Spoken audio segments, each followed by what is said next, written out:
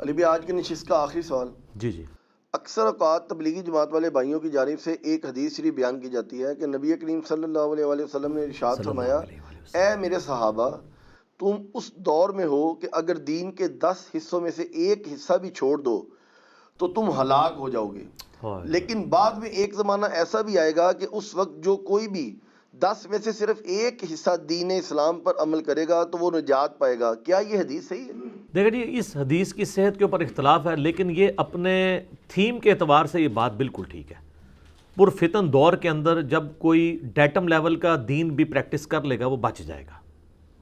ٹھیک ہے، یہ حدیث نہ بھی ہوتی نا، اس کے بغیر بھی ہم یہ کہنے کو تیار ہیں کہ آج کل کے جو لوگ ہیں ان کو تھوڑے سے عمل کے اوپر بہت زیادہ اجر مل جائے گا، کیونکہ انہیں بینیفٹ آف ڈاؤٹ ملے گا، کیونکہ پیغمبر کی صحبت نہیں ملی.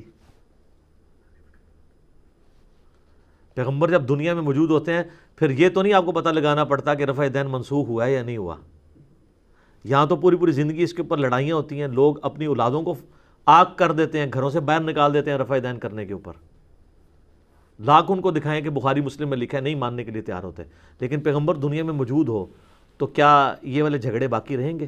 تو صحابہ کرام کو یہ جو ایج حاصل تھا نا، اور ہمارے حق میں یہ جو کمزوری ہے یہ کریڈٹ بن گیا ہمارے لیے، ڈیبٹ ہمارے لیے کریڈٹ ہے کہ ہم اگر بیسک لیول کا دین، یہ بیسک سے مراد یہ نہیں کہ نماز روزہ بھی چھوڑ دینا ہے، نہیں، فرائض پورے کر لیں، اس لیول کی قربانیاں نہ کریں، تب بھی ہم اس لیول کا اجر اچیو کر سکتے ہیں، کیونکہ اللہ تعالیٰ نے ہم سے اگر ایک چیز لی ہے تو دوسری چیز دے دی ہے.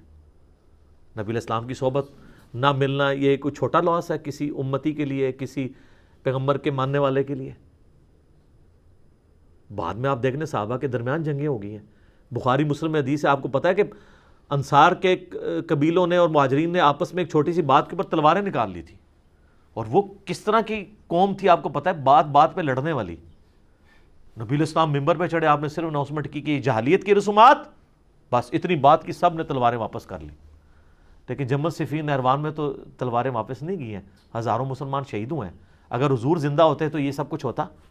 کبھی بھی نہ ہوتا.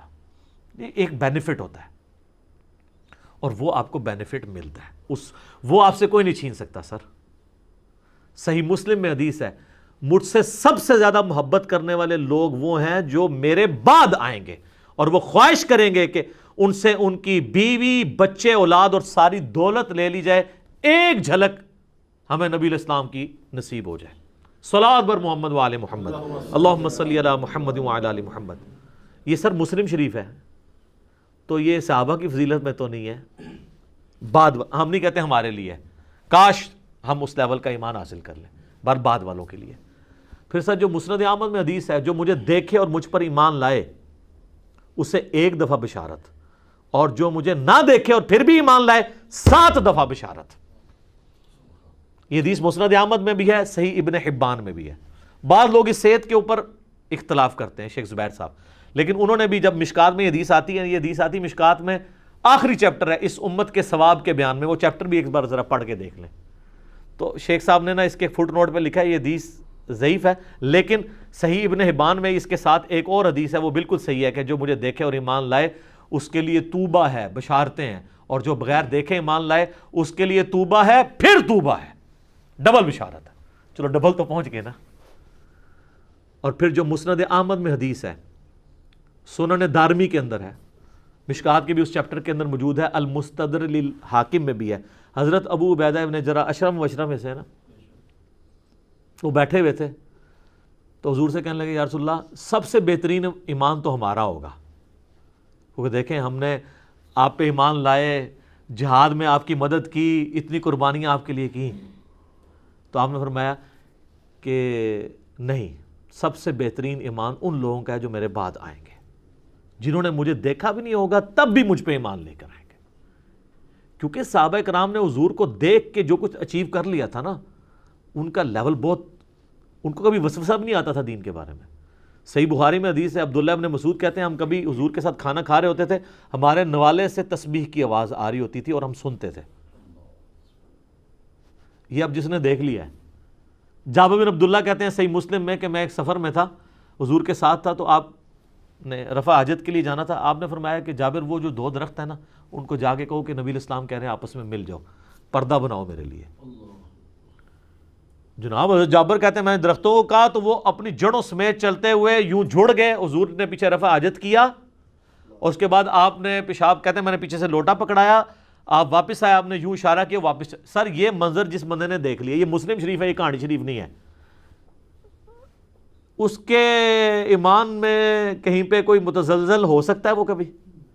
بخاری مسلم میں حدیث ہے 1500 صحابہ نے یہ منظر دیکھا ہے کہ پانی نہیں تھا تو نبی علیہ السلام کے سامنے ایک پیالہ لایا گیا, آپ نے مبارک انگلیاں اس میں رکھی تو پانی کے چشمے جاری ہوئے. صحابہ کہتے ہیں 1500 صحابہ نے پیا, گھوڑوں کو پلایا, مشکیزوں میں بھی سٹور کر لیا, تب بھی بچ گیا. اور جابر عبداللہ کہتے ہیں واللہ یہ 1500 ہوتے, ہم 1,00,000 بھی ہوتے, وہ پانی زیادہ تھا. سر موسیٰ علیہ السلام کے عصا سے تو پتھر سے پانی نکلا تھا, یہ چھوٹا معجزہ ہے, پتھر سے تو پانی نکل آتا ہے. کوئی کہہ سکتا ہے جناب وہ پتھر ہٹانے سے نیچے سے چشمہ ہی نکل آیا ہے, انگلی میں سے کوئی پانی نکال کے بتائے تو یہ جناب معجزہ. اب جن صحابہ نے یہ معجزات دیکھے ہوئے تھے حضور کے, بخاری مسلم میں حدیث ہے چاند 2 ٹکڑے ہوتے ہوئے دیکھا. آپ علیہ السلام نے, صحیح بخاری میں آتا ہے, ایک صحابی کی پنڈلی ٹوٹ گئی, ہاتھ پھیرا, وہ کہتے ہیں مجھے یاد بھی نہیں ہے. سر یہ اس پنڈلی کے جڑنے کا کیورنگ پیریڈ جو ہے وہ 8 سے 10 ہفتے ہے, اور اس کے بعد احتیاط تو سالہ سال چلتی ہے. وہ کہتے ہیں مجھے یوں لگا ہے ابھی ٹوٹی ہی نہیں تھی. بخاری مسلم میں حدیث ہے, آپ نے فرمایا کون ہے کہ اپنی چادر پھیلائے, تو پھر وہ جو کچھ بھی مجھ سے سنے کبھی نہ بھولے. حضرت ابو ہریرہ کہتے ہیں میں نے سب سے پہلے اپنی چادر بچھا دی, آپ نے یوں ہوا میں کیا, میری چادر میں رکھا, کہا اس کو سینے سے لگا لے. کہتے ہیں اس کے بعد میں کوئی حدیث نہیں بولا, سب زیادہ حدیثیں روایت کی ہیں. سر یہ بخاری مسلم میں درجنوں معجزات ہیں. آپ مشکات میں معجزات والا چیپٹر نکالیں, جن لوگوں نے یہ سب کچھ دیکھ لیا تھا نا, ان کے لیے پھر کوئی چیز باقی نہیں رہی تھی. ہمیں اللہ تعالیٰ نے بینیفٹ اس اعتبار سے دیا کہ ہم بعد میں آنے والے لوگ ہیں, کمپنسیشن ہوگی. اور یہ کمپنسیشن نبی علیہ السلام کے مبارک دور میں بھی اس اعتبار سے تھی. صحیح بخاری اور مسلم دونوں میں حدیث ہے کہ جو قرآن کا ماہر ہے نا, وہ معزز فرشتوں کے ساتھ ہے, یعنی فرشتے اس کی صحبت کے لیے آتے ہیں. اور جو قرآن کا ماہر نہیں ہے, اٹک اٹک کر قرآن پڑھتا ہے, اس کے لیے 2 اجر ہے. یعنی حافظ قرآن سے زیادہ اجر اس کے لیے جسے قرآن پڑھنے میں تردد ہے. یہی بات میں نے ایک دفعہ کر دی تھی تو مولویوں نے کلپ بنا دیا, یہ کہہ رہا ہے جی صحابہ سے زیادہ اجر ملے گا.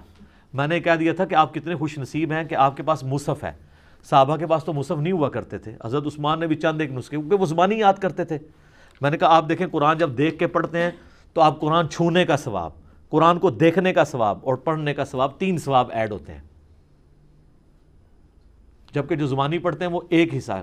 پھر میں نے ساتھ اس کے ساتھ ایک جملہ بولا تھا کہ اب اس کو آپ نے کمپیریزن نہیں کرانا شروع کر دینا کہ بھئی یہ اس نے کہہ دیا صحابہ سے زیادہ. یعنی میں اس اعتبار سے کہہ رہا تھا کہ اس زمانے میں یہ سب کچھ ہوتا تو آج اللہ نے آپ کو یہ فیسیلیٹیٹ کیا ہے. باقی ان کے مرتبے کو کون پہنچ سکتا ہے؟ ہمارا تو یہ کبھی دعویٰ نہیں ہے کہ ہم ان کے مرتبے کی بات کر رہے ہیں, ہم اس وقت ثواب کی بات کر رہے ہیں, مرتبے کی بات نہیں ہو رہی, یہ ذہن میں رکھیے گا. حالانکہ حدیثیں تو حضرت ابو عبیدہ والی میں نے آپ کو سنا دی کہ نبی علیہ السلام نے کن کے ایمان کی تعریف کی ہے, بعد والوں کے. پھر وہ ہمیں اکثر وہ حدیث سناتے ہیں, وہ کہتے ہیں یہ حدیث آپ پڑھیں نا جی. بخاری مسلم میں حدیث ہے کہ نبی صلی اللہ علیہ وآلہ وسلم نے فرمایا میرے صحابہ کو گالی مت دو, تم میں سے کوئی اگر احد پہاڑ کے برابر سونا خیرات کر دے تو میرے صحابہ نے جو 1 مد گندم خیرات کی تھی, آج کا 600 گرام, ½ کلو, اس کو بھی نہیں, اس کے آدھے کو بھی, یعنی 1 پاؤ کو بھی نہیں پہنچے گا. یہ ہمیں سنا رہے ہیں. ہم سے زیادہ صحابہ کرام کی کون عزت کرنے والا ہے؟ آپ لوگ تو مرضی کے صحابہ کی عزت کرتے ہو نا. خلفائے راشدین کی بھی بات کرتے ہو تو 3 تک کرتے ہو, جب چوتھے کی باری آتی ہے تو کہتے ہو وہ ہم نے شیعہ کو دیے ہوئے ہیں. ٹھیک ہے, ہم 3 کا بھی دفاع کرتے ہیں, چوتھے کا بھی کرتے ہیں. چوتھے کا زیادہ اس لیے کرتے ہیں کہ چوتھے سے آپ دستبردار ہو گئے تھے, تو جو فالٹ والا ایریا ہوتا ہے نا اسی کو زیادہ ایڈریس کیا جاتا ہے. جیسا کہ وہ بخاری میں آتا ہے نا, ایک صحابی نے تیزی سے نماز پڑھی, نبی علیہ السلام کو سلام کیا, آپ نے کہا تو نے نماز پڑھی نہیں, دوبارہ پڑھ. پھر آپ نے پوری تعلیم اس کو سکھائی کہ اس طرح کھڑا ہو, یہ ہو, جو اس میں وہ کہتے ہیں دیکھیں جس میں رفع دہن تو سکھائے نہیں ہے, اور رفع دہن وڑ جاتا ہے بیچ. بھائی جو اس کی غلطیاں تھیں وہ اس کو آئیڈینٹیفائی کی کہ تو سکون سے نماز نہیں پڑھ رہا. تو جو چیز ہوتی ہے اس کو ہائی لائٹ کرنا ضروری ہوتا ہے. باقی یہ حدیث بھی سناتے ہیں, اگر آپ لوگ صحابہ کرام کے ساتھ اتنے مخلص ہوتے ہیں, یہ حدیث تو پوری سناتے ہیں آپ یہ حدیث بھی پوری نہیں سنا سکتے. میرا چیلنج ہے, یہ کوئی بھی حدیث پوری نہیں سنا سکتے. آیت مبالغہ والی مجھے مبالغے کے چیلنج کیے، میں نے ان کو چیلنج کیا کہ مسلم شریف سے مبالغے والی جو حدیث ہے نا، وہ آپ ذرا وہ حدیث پوری پڑھ کے سنا دو. نہیں سنا سکتے. وہ لاہور کے ایک مولانا نے گلے پھاڑ پھاڑ کے میرے اوپر کیا تھا، اس میں میرا کلپ دیکھ لیں. اور میرا چیلنج ابھی تک باقی ہے، اس کے بعد وہ چیلنج پورا کر دیتے نا. جیسے ابو لہب کے بارے میں قرآن میں آیت نازل ہوئی کہ ابھی ایمان نہیں لائے گا، پکا دوست کی ہے، تو اس کے بعد بھی 10 سال ابو لہب زندہ رہا، تو ایمان لا کے تو قرآن کو جھوٹا کر سکتا تھا، نہیں، توفیق نہیں ہوئی. تو میں نے بہت بڑی بات کی ہے کہ یہ کبھی بھی آیت مبالغہ والی حدیث بیان مسلم شریف سے نہیں کر سکتے. اس میں تو آ جائے گا کہ سب و شتم ہوتا تھا حضرت علی کے اوپر، وہ کیسے کور کر سکتے ہیں؟ نہیں کر سکتے. یہاں پہ بھی نہیں. یہ سر پوری حدیث مسلم شریف میں 6488 پوری حدیث اس طرح ہے کہ عبد الرحمن بن عوف اور خالد بن ولید کا جھگڑا ہوا، تو عبد الرحمن بن عوف کو خالد بن ولید نے جذبات میں آ کے گالیاں دے دی. نبی الاسلام تک شکایت پہنچی تو آپ نے حضرت خالد بن ولید کو ڈانٹا اور کہا کہ تم میرے صحابہ کو برا مت کہو، اب تم لوگ احد کے پہاڑ پر بھی سونا خیرات کر دو نا. عبد الرحمن بن عوف نے جو اس زمانے میں اتنا سا گندم بھی خیرات کیا، تم اس کے برابر نہیں ہو سکتے، کیونکہ عبد الرحمن بن عوف نے مشکل وقت میں میرا ساتھ دیا ہوا ہے. اب تو گولڈن پیریڈ ہے. خالد بن ولید، عمر بن عاص، یہ وہ لوگ ہیں جو صلح حدیبیہ کے بعد مسلمان ہوئے ہیں، جب مسلمانوں کا گراف اوپر ہی جا رہا تھا. تو حضرت خالد بن ولید بھی صحابی تھے، لیکن حضور نے ان کو الگ کر دیا کہ تم لوگ احد کے برابر بھی سو. یہ انجین محمد مرزا کے بارے میں نہیں ہے، میرے بارے میں ہوتا تو مجھے یہ کہا جاتا تھا کہ 10 زمینوں کے برابر بھی خیرات کر دو. میرا تو کوئی لیول نہیں ہے. لیکن سر جو ان کا ہے وہ بھی تو کم از کم بیان کرے. وہ اس لیے بیان نہیں کرتے کہ مسلم شریف میں 6229 نمبر حدیث ہے کہ آل مروان کہا کرتے تھے ممبروں پہ بلا کے صحابہ سے کہ کہو لعن اللہ ابو تراب، ابو تراب علی بن ابی طالب پر لعنت. یہ الفاظ ہیں. وہ کہتے ہیں نہیں، سب کا ترجمہ ہے تنقید. اور بھئی الفاظ ہیں لعن اللہ ابو تراب. مجھے ایک دیوبندی مل گیا، وہ بڑا سٹرانچ قسم کا نا، اسلام آباد ایک افطاری کے اندر کئی سال پہلے. کہتا نہیں وہ سب کا آپ کو پتہ نہیں. تقی عثمانی صاحب نے کتاب لکھی، میں ہو تقی عثمانی نے تھے پوری حدیثاں بھی نہیں بیچارے نے پڑھیاں. اے کھول ہم مسلم شریف، لعن اللہ ابو تراب لکھے ہی کہ نہیں؟ لعن دے لفظ نہ ہوتے منو پھاڑا کے. تو سب کا ترجمہ تنقید ہے. اچھا دوسرا یہ کہ تنقید صحابہ پہ کرنا ٹھیک ہے؟ ہاں ٹھیک ہے. حضرت علی پہ ہو رہی ہو تو، دوسروں پہ ہو رہی ہو تو آپ کو رافضی کہیں گے ہم. صاحب کا ترجمہ وہ موجود ہے. تو یہ پوری حدیثیں بھی نہیں بیان کر سکتے. تو ان حدیثوں کے تحت جس طرح آج کے دور کے بندے کے اوپر صحابہ کا احترام لازمی ہے نا، اس زمانے میں بھی لازمی تھا. آج اگر کوئی صحابہ کو گالی دیتا ہے نا، اس سے بڑا مجرم وہ ہے جو اس زمانے میں دے، اتنا مبارک زمانے میں صحبت کر کے بھی نبی الاسلام کی. کیونکہ بخاری مسلم میں حدیث ہے میری بیٹی فاطمہ بھی چوری کرے اس کے بھی ہاتھ کٹیں گے. 2 رولز نہیں ہوں گے، ایک ہی رول ہوگا.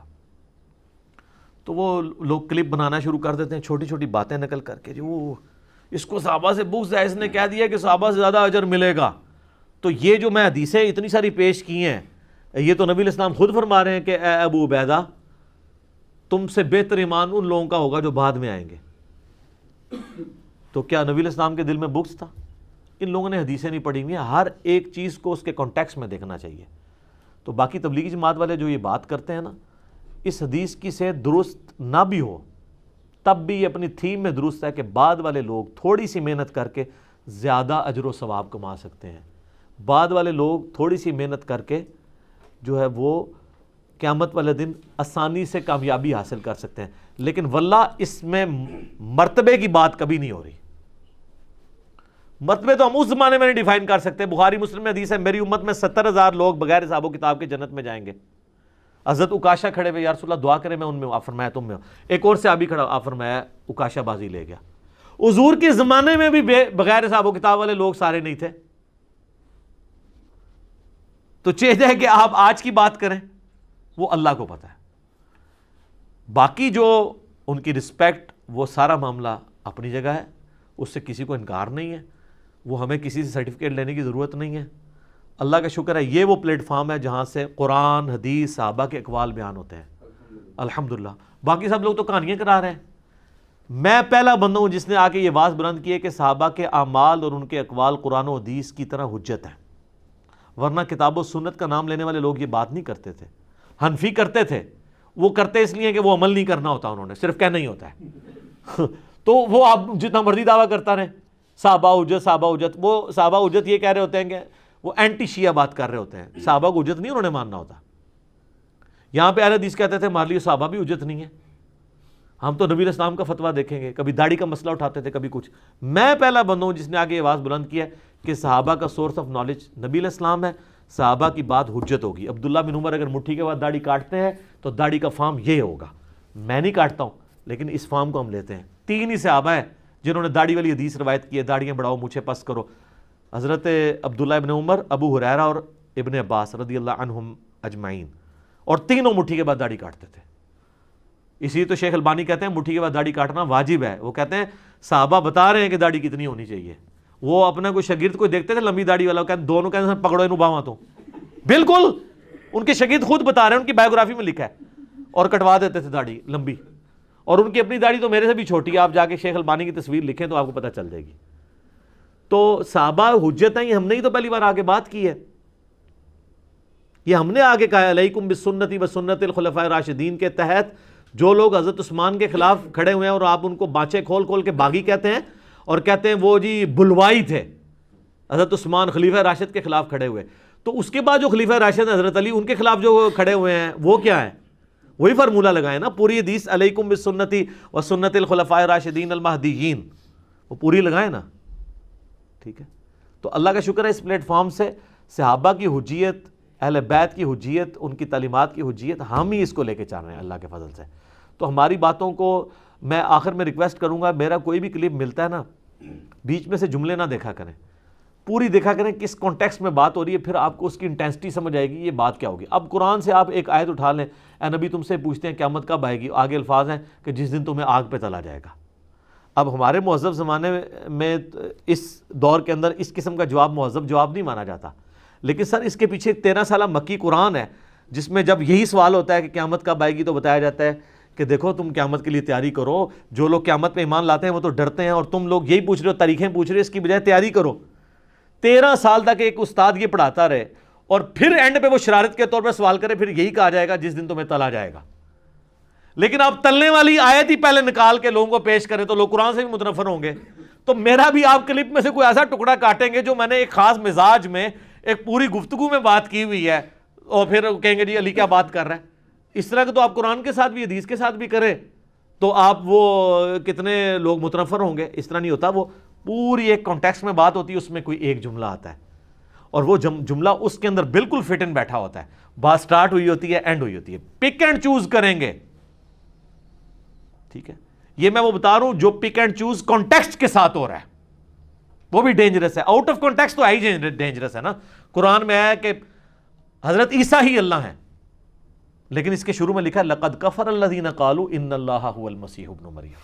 یہ تو ہے آؤٹ آف کانٹیکسٹ، لیکن قرآن میں کئی چیزیں کانٹیکسٹ کے ساتھ بھی اگر آپ بیان کریں، پورے کانٹیکسٹ کے ساتھ وہ جملہ اٹھائیں، وہ ایک عام بندے کے لیے ماننا مشکل ہو جائیں گی.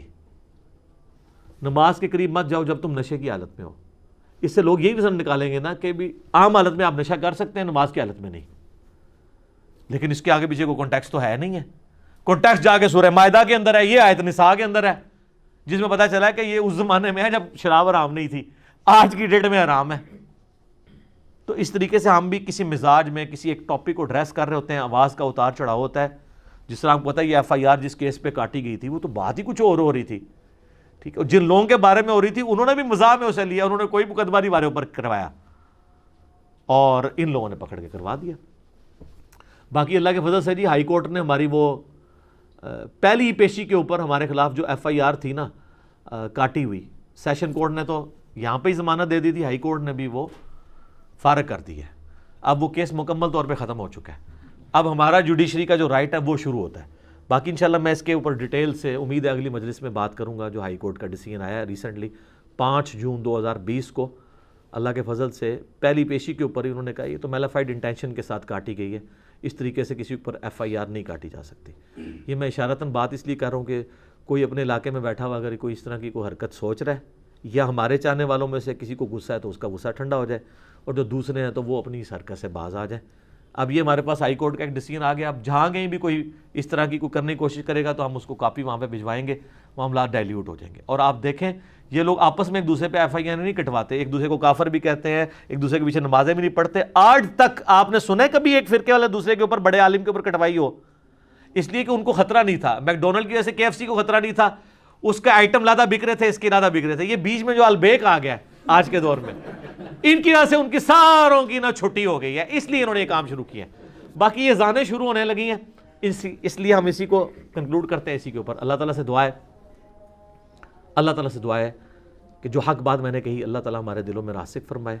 اگر جذبات میں میرے منہ سے غلط بات نکل گئی، اللہ تعالیٰ ہمارے دلوں سے ہی معاف کر دے اور ہمیں معاف بھی کر دے. ہمیں کتاب و سنت کی تعلیمات پر عمل کر کے دوسرے بھائیوں تک پہنچانے کی توفیق عطا فرمائے. سبحانک اللہم و بحمدک، اشہد ان لا الہ الا انت، استغفرک و اتوب الیک، وما علینا الا البلاغ المبین. جزاکم اللہ خیرا.